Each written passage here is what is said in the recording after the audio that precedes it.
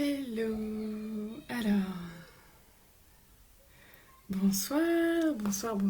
J'attends d'être sûre que tout marche bien. Ok. Alors, bonsoir.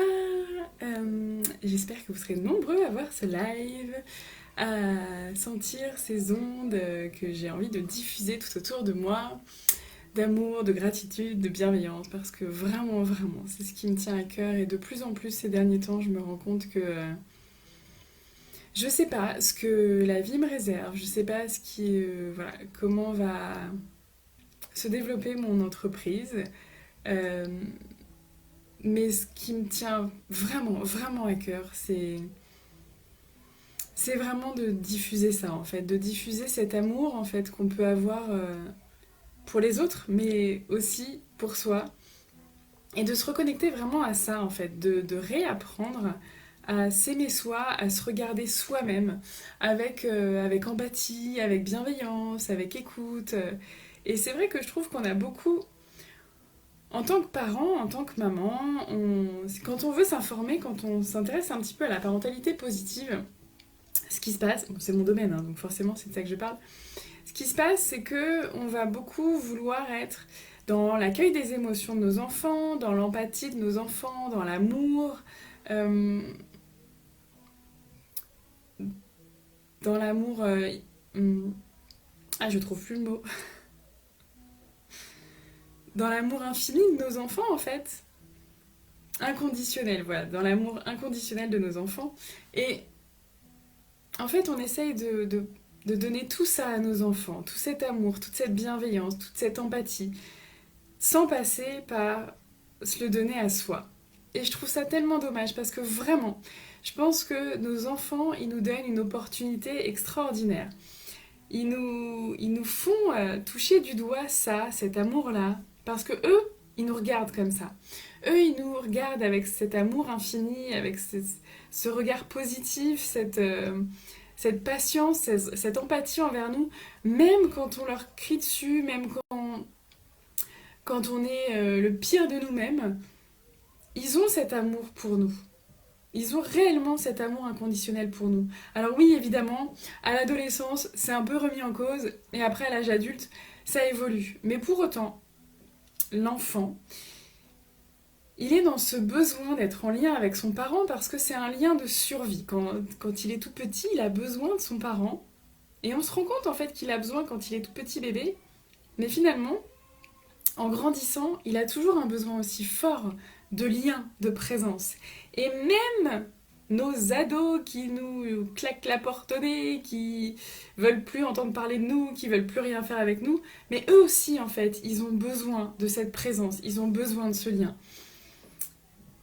Même si ils nous rejettent, le fait de savoir que nous on les aime et qu'on est là pour eux, ça change tout. Et donc, c'est chouette de donner ça à nos enfants, mais quand on ne sait pas donner ça à soi-même, c'est beaucoup plus difficile. Et c'est là qu'on se retrouve en difficulté, c'est là qu'on se retrouve à avoir plein d'outils, à avoir plein de belles idées, plein de beaux principes en tête, et de se retrouver au quotidien à pas y arriver, à craquer, à péter un plomb, à avoir certains comportements, certains bruits des fois de nos enfants qui tout de suite nous mettent dans une tension au niveau du corps tellement forte, tellement intense, que ça pète en fait, que on n'arrive plus à se contrôler. Donc soit on va leur crier dessus, voire pire, soit on va les punir, les humilier, soit on va fuir, on va aller s'isoler parce que, ou alors on va lâcher l'affaire en disant c'est bon, faites ce que vous voulez, moi j'en peux plus. Parce qu'en fait, on n'a plus de ressources. On a ces nouveaux outils, on a cette nouvelle façon de faire, cette nouvelle façon de voir les choses, mais on n'a pas l'énergie nécessaire pour les mettre en place. Et moi, ce que je propose réellement dans mes formations, mes accompagnements, dans mes lives aussi, c'est vraiment de repasser par soi, parce que c'est ça qui va nous permettre d'ancrer quelque chose de durable, de positif, d'avoir vraiment une vision beaucoup plus positive à la fois de nos enfants, de la vie et de nous-mêmes. Et aujourd'hui, j'aimerais vraiment t'inviter à te poser la question. Qu'est-ce que ça te fait? Qu'est-ce que tu ressens? Qu'est-ce que tu vois quand tu te regardes dans le miroir? Si tu vas dans la salle de bain, que tu croises ton reflet, qu'est-ce que tu fais? Est-ce que tu arrives à te regarder avec amour, avec empathie, à être fier de toi? Est-ce que tu te sens bien quand tu es face à toi-même, face à ta propre image? Est-ce que tu arrives à ressentir de l'amour pour toi quand tu es face au miroir? Ou est-ce que tu vas juste être concentré sur ce que tu as à faire? Te maquiller, te brosser les dents, te coiffer, mais surtout pas te regarder vraiment dans les yeux. Surtout pas entrer en contact avec toi. Je connais énormément de personnes qui ne prennent jamais le temps de passer quelques instants face à elles-mêmes, à se regarder dans le miroir. Et là, moi quand je fais mes vidéos, je me vois en fait. Et je suis arrivée à un point où, alors, j'ai pris l'habitude de me voir, donc c'est beaucoup plus facile maintenant pour moi. Et j'aime l'image que je renvoie. J'arrive maintenant à passer quelques minutes dans le miroir, à me regarder, à me sentir belle. Bon, pas tous les jours, parce qu'il y a des jours où j'ai pas très bien dormi, je suis pas très bien coiffée. Mais même comme ça, je m'aime en fait.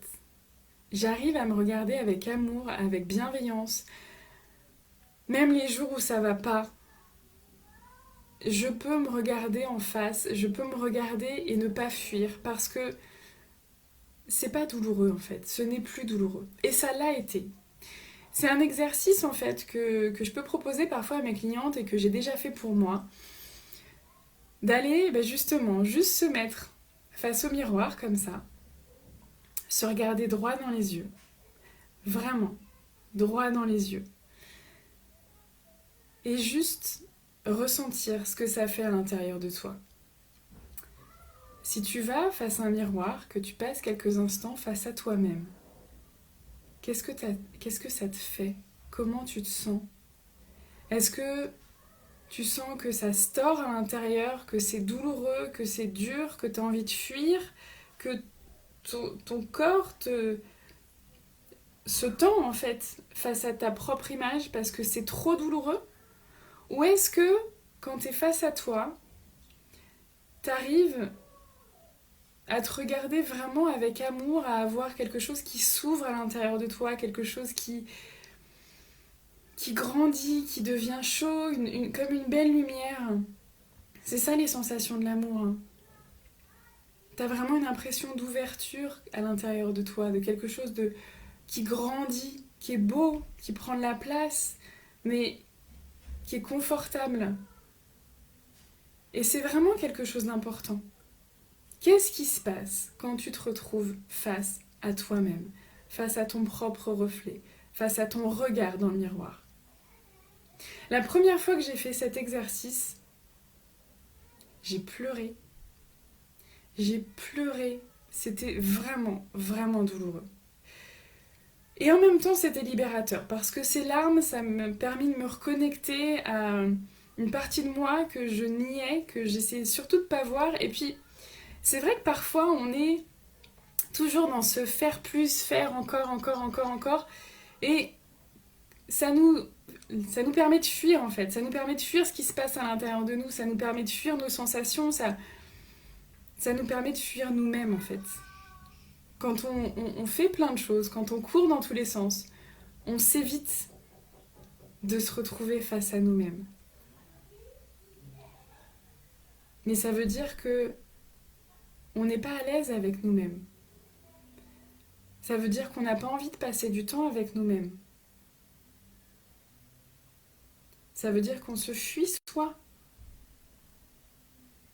C'est compliqué d'être en relation avec les autres quand nous-mêmes on n'a pas envie d'être en relation avec nous-mêmes. Quand nous-mêmes on se fuit. On aura beau faire, faire et encore faire pour faire plaisir, pour mériter, pour se faire accepter. Mais si on n'est pas en lien avec nous, nos relations, elles vont manquer de quelque chose. Et je sais que ça peut faire vraiment peur. Je sais que ça peut être vraiment difficile. Je suis passée par là et ça a été vraiment, vraiment difficile. Mais en même temps, c'était à la fois difficile et je sentais qu'il y avait quelque chose qui s'ouvrait à l'intérieur de moi. Vraiment comme une reconnexion. Et pour moi, quand on se regarde dans les yeux, quand on regarde quelqu'un ou quand on se regarde soi-même, on est en lien vraiment intense, on est en lien authentique, on est en lien avec l'âme de l'autre en fait. Quand tu regardes la personne que t'aimes droit dans les yeux, tu sens bien qu'il y a quelque chose qui se passe. Tu sens bien qu'il y a quelque chose où tu peux pas tricher. Tu peux pas tricher avec le regard, avec ce qui se passe vraiment. C'est la foire derrière moi, j'ai mes filles qui jouent, et qui chantent, et qui crient, et qui rient. Et c'est la vie, j'adore ça. Mais vraiment, si aujourd'hui, quand tu te regardes dans le miroir, c'est trop douloureux, t'as envie de fuir, ça te fait mal, dis-toi qu'il y a une partie de toi qui est vraiment blessée et qui a besoin qu'on s'occupe d'elle, qui a besoin d'être aimée et qui mérite d'être aimée, qui n'a pas besoin de faire encore et encore pour être aimée. Tu mérites d'être aimé juste parce que tu es, parce que tu existes, parce que tu es né, parce que tu es là. Ça suffit. Et tu mérites de t'aimer toi en premier. De pouvoir te regarder toi. Quel que soit ce que tu as traversé, quel que soit ce que tu as vécu, quel que soit ce que tu as fait, quels que soient les gens autour de toi, quel que soit ce qu'on dit, ce qu'on t'a dit, tu mérites de t'aimer, de te donner cet amour, cette bienveillance, cette empathie. Quand ton enfant il fait une erreur, tu l'aimes toujours. Ça change rien. Quand ton enfant il rate quelque chose, t'arrêtes pas de l'aimer pour autant. Est-ce que tu penses que tu serais capable de te donner à toi ce même amour, cet amour inconditionnel, de se dire que oui, même si tu fais des erreurs, tu t'aimes. Même si parfois tu es imparfaite, tu t'aimes. Tu es quelqu'un de bien, tu es belle, tu mérites, tu es extraordinaire et tu es capable. Si c'est quelque chose qui te parle et que tu as besoin d'être accompagné là-dedans parce que c'est encore trop compliqué, il y a plein de gens extraordinaires pour te guider là-dedans. Je pense en faire partie. En tout cas, je propose ça dans mon accompagnement et c'est vraiment un chemin pour retrouver une vraie confiance en soi, un vrai amour de soi et pour pouvoir ensuite vivre des relations vraiment beaucoup plus profondes, authentiques et sincères avec nos enfants.